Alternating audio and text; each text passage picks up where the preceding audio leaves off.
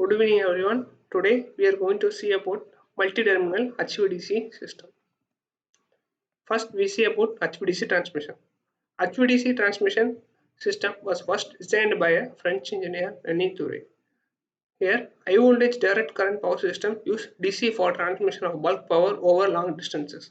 For long distances, power transmission HVDC lines are less expensive and losses are less as compared to AC transmission. So that HVDC power transmission is preferred for the long distance power transfer rather than AC. This is the basic layout of an HVDC substation. Here, the power from the grid is given to a converter station consists of a rectifier. The rectifier converts the AC into DC and given to the transmission line. Here, the DC current flows through the transmission line. At the receiving terminal, another conversion station is located here. The inverter converts the DC into AC and given AC to the grid. So the DC is flowing with the overhead lines and at the user end again DC is converted into AC by inverters which are placed in converter substation. The power remains same at the sending and receiving ends of the line. DC is transmitted over long distances because it decreases the losses and improves efficiency. Because in DC there is no frequency, therefore hysteresis loss and eddy current loss are neglected. A system having two converter stations is called two-terminal DC or generally known as point-to-point system. Similarly, if a substation has more than two converter stations and interconnecting DC terminal lines, it is called a multi-terminal DC substation. So, a multi-terminal HVDC is a system with more than two converter stations. It consists of a combinations of rectifier and inverter at the receiving and ending terminals. The multi-terminal HVDC transmission is more complex than an ordinary point-to-point transmission. The telecommunication requirement between the stations become larger. The telecommunication becomes larger because in multi-terminal HVDC there are large number of inverter and converter circuits. So we have to given a proper input instructions to the inverter and converter stations. The first large scale multi-terminal DC system in operation is 2000 megawatt Hydro Kobe New England transmission built by ABB in 1992. The world's first multi-terminal 800 kV ultra high voltage DC transmission link is there located in Agra in India. So there are basically two types of multi-terminal DC transmission system. One is constant voltage parallel scheme and the other one is constant current series scheme. So the constant voltage parallel scheme. In parallel scheme, the converters are connected in parallel and operate at a common voltage. Connections can be either radial or a mesh. Here the circuit shown is a radial connection. Here you see this is a bipolar DC transmission consists of this is one terminal, this is two, this is three, this is four. All are connected to a same line. So the voltage are same in these four terminals. Here is the system diagram. So this is radial, so directly incoming and outgoing. So this is a multi-terminal DC bipolar scheme with mesh DC network. Here you see the system diagram consists of a mesh connection. The one is connected to 2 and 2 is connected to 3. The conversion station diagram is given like this. From 1 there are 2 outgoings. One is connected to 2 and also to 3. Like 2 is connected to 4 and also 3. This is how the mesh connection looks like. So another type is constant current series scheme. In series scheme, converters are connected in series with a common direct current flowing through all terminals. In this step, the current is constant. DC line is grounded at one terminal. So this is a circuit diagram of constant current series scheme. Here there are four terminals, four are in series. The current flowing through the terminals are constant. So these are the important points about the multi-terminal DC system.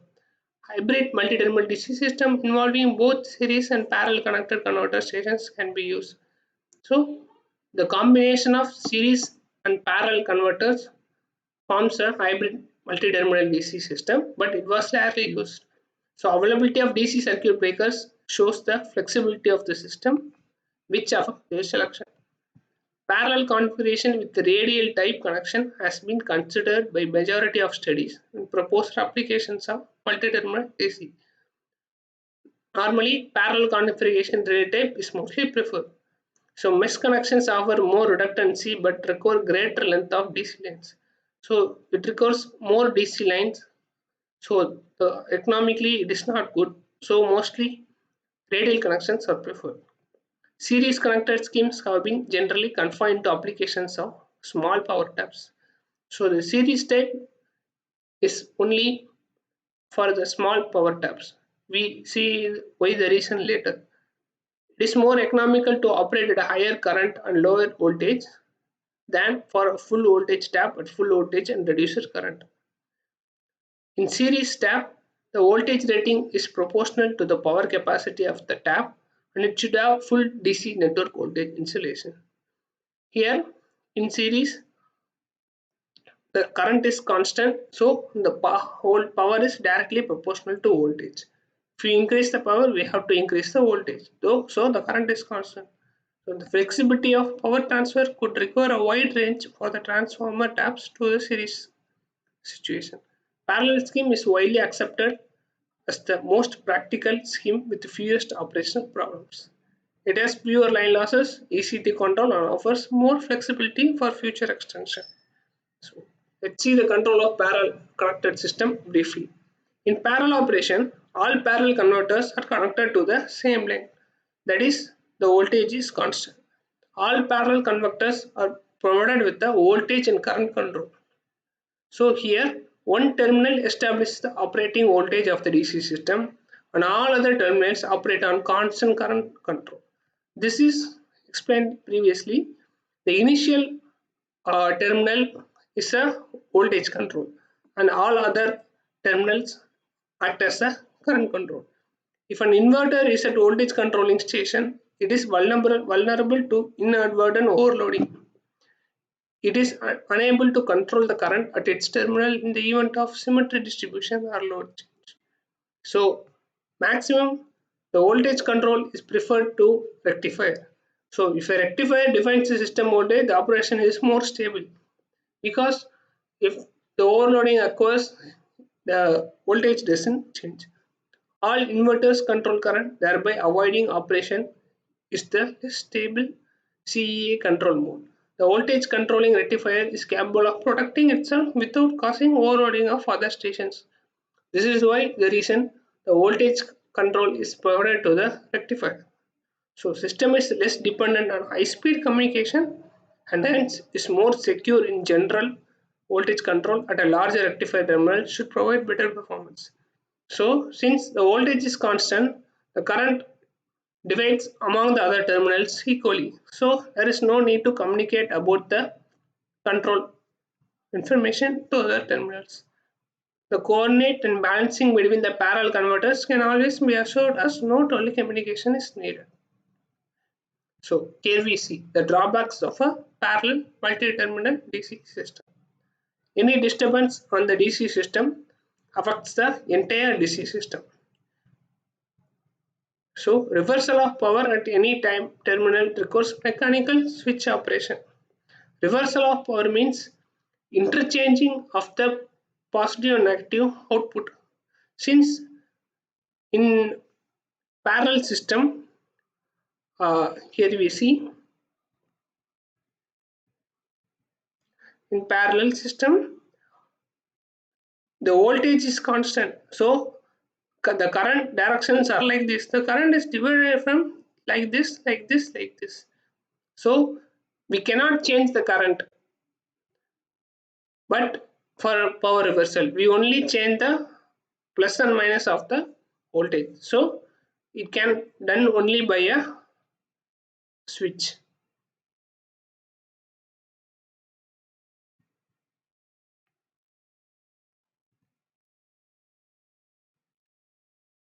Communication failure at an inverter can draw more current from the other terminal, and this may affect recovery.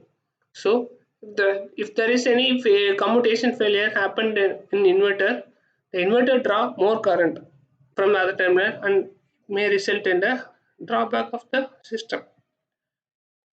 So now series connected system. In series connected system, current is controlled by one terminal. Since the current is constant, the current control device is one terminal and the current flowing through all the terminals are the same. And all other terminals either operate at constant angle control or regulate voltage, that is voltage control. For series system, the voltage reference must be balanced, whereas for parallel system, current reference must be coordinated. Here, the current is constant, so we have to concentrate on voltage at each terminal. So the voltage should be balanced by controlling it. However, coordination problem is critical for parallel system and not for series system. The sum of the rectifier voltage at the ordered current is greater than that of sum of the lower current order assumes the current control. Otherwise, the inverter with higher current order assumes current control. Series system allow high-speed reversal of power at any terminal without the need of any switching operation. Since here the current is constant, we don't bother. We directly reverse the power. Bridges and terminal can taken out of service without affecting the rest of the system. We can bypass it easily. So because we can control the voltage, we are not dependent on the voltage, so we can make a bypass. Communication between the terminals required for controlling line loading to minimize losses, which can be achieved by relatively slow commutation. Here you see the current is constant. So whether the power is high or low, the current is same. So the losses is always remain same. For higher efficiency and for lower efficiency also, the losses remain same. So that's the disadvantage of the system. Operation of converters in series requires converter operation with high firing angles. This can be minimized by tape changer and backing of one bridge against another. So here we see the drawbacks of series connected system. As the voltage to ground is different in various parts of the system, the coordination is complex and expensive. Losses are higher at lower voltage. Here you see if even the power is low and the voltage is low, the current remains same. Therefore, the loss is low voltage is very high. A permanent line fault causes interrupt of the entire system. Since the current flowing through the entire terminals are same current, if any one terminal is get affected by a line fault, the entire system was corrupted. So we have to change the entire system.